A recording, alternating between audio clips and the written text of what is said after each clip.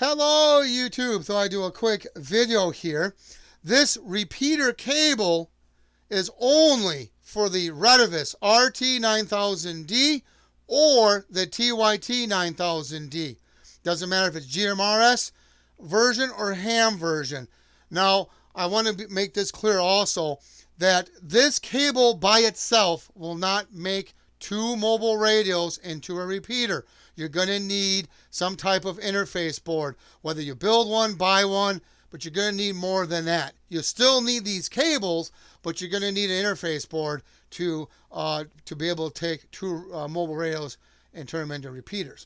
Now, I'll have this cable available on my online store. I will post that link in the description below. But each cable will come with two screws. So whether if you buy two cables, obviously you'll get two cables and four screws. So you can select how many cables you want. But also, I will post a link in the description below on how to install this cable of mine. Now this cable does not, the one that I'm using does not use the white connector. That white connector is awful big. It doesn't fit real well. This will fit a lot better than that white connector ones that are out there. So, but there you go. This will let you get the DB9 installed on only those two radios. You know, so be aware of that. It will not work with any other radios.